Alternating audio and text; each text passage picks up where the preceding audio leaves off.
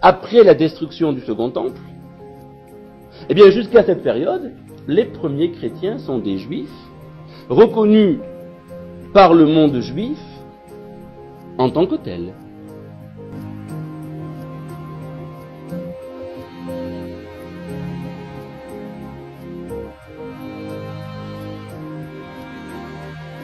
Ils ne posent aucun problème, ils ne représentent pas un danger ou un péril du point de vue doctrinal, du point de vue de la praxis, de la pratique religieuse non plus, puisque ce sont des gens, preuve en est, avec cette malédiction prononcée dans la synagogue, ce sont des gens qui se rendent à la synagogue, etc., etc., et qui pratiquent les observances.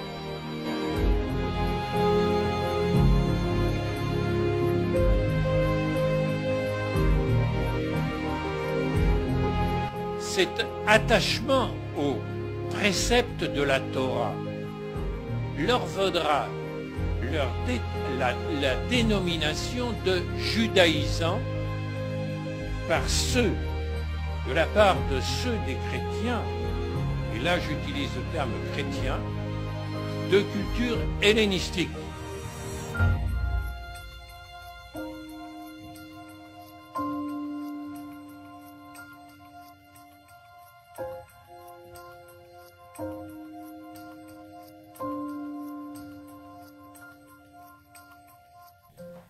Ne pensez pas que je sois venu pour abolir la loi ou les prophètes. Je ne suis pas venu pour abolir, mais pour accomplir. Amen. Je vous le dis, en effet, jusqu'à ce que le ciel et la terre passent, pas un seul iota ou un seul trait de lettre de la loi ne passera jusqu'à ce que tout soit arrivé. Que veut dire le mot notri en hébreu? D'ailleurs, on appelle encore aujourd'hui les chrétiens notrim en hébreu moderne. Le mot notrim vient de l'étymologie hébraïque netzer. Netzer qui vient du mot linsor, qui veut dire garder. Garder, pourquoi garder? Parce que les premiers chrétiens, eux-mêmes, comme les autres mouvements juifs de l'époque d'ailleurs, se présentaient comme les gardiens véritables de la loi.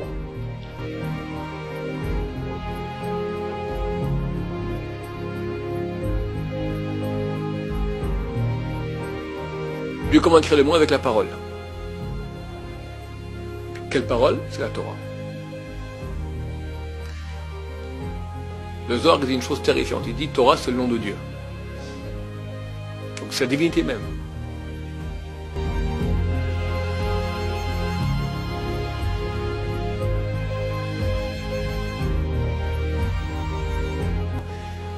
Mais la mystique juive elle te dit le nom de Dieu c'est Torah. Et lui, la Torah, c'est la même chose, c'est un.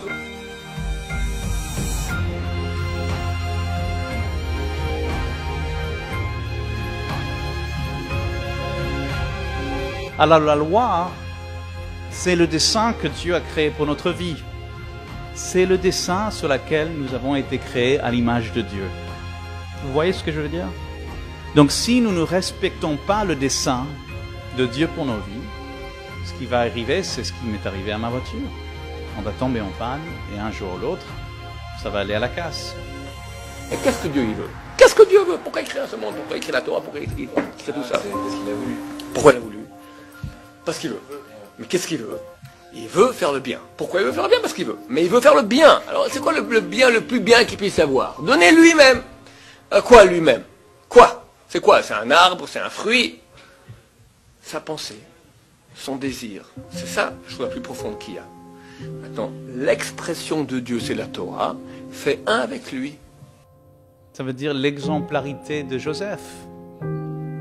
Ça veut dire le meilleur moment de roi David. Ça veut dire la sagesse de Salomon. Ça veut dire éviter les pièges des autres rois.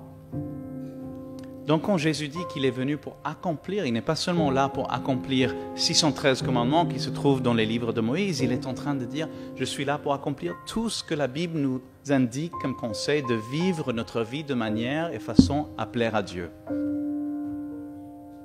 Il s'attend à ce que tous ses disciples puissent vivre cette exemplarité de vie.